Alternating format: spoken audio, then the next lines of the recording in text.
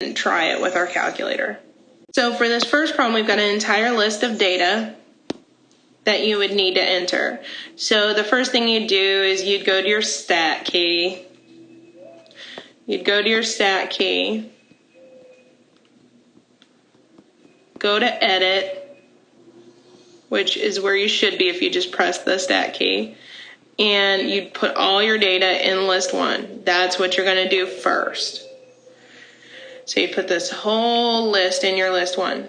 Then you'd go back to your stat key again. Remember, you go to the right one, over to calculate. Select the first option, which is your one variable. So it's one var stats, one variable stats. And you would run that, and it would automatically run on your list 1, all the data you just inputted. And then what you're going to see when you're done is the following.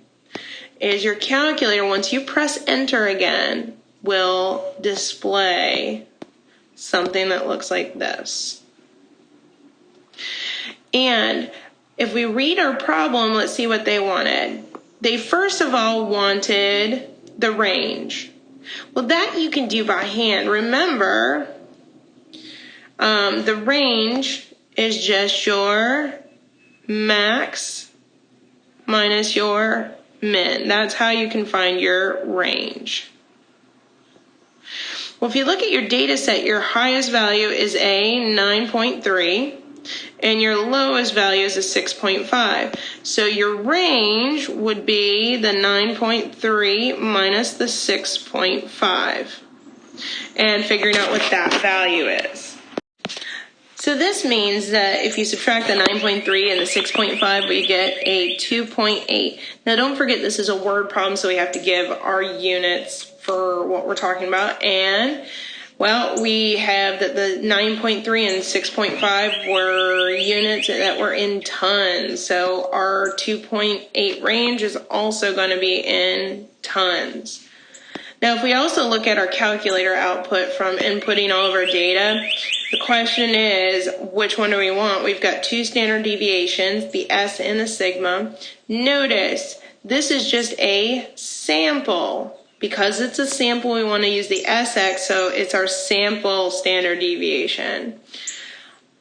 So our standard deviation, remember, is just regular units. So we'll go ahead and round that. So if you go ahead and take that SX and round it out to 2 decimal places, it'll be 0.86. And it'll just be in our regular units, which are in tons. So there's 2 out of 3 of our answers. The last thing that we'd have to worry about is our variance. Our variance is going to be just to take our standard deviation, which was 0.86 tons, and I'm going to go ahead and throw that in there too, and square it. So when we square our 0.86 tons, let's see what we get when rounded to 2 decimal places, 0.74. Be careful, you're squaring not only the number, but the units when you do this, and that would be tons squared. So that's our variance. Now, I will kind of send a side comment is on your one variable stats, you'll notice that there's an arrow going down. So you can press the down arrow when you have your one variable stats up, and you can continue to press it. And if you continue to press that down arrow, they'll actually give you some more information.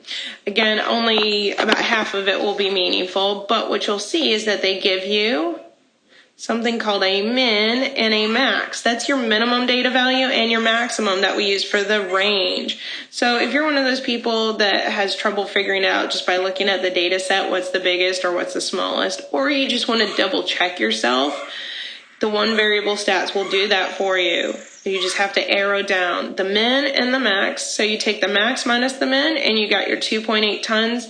Again, that's how we got our range. We just did it a couple seconds ago by hand. But that's our range. And we're done.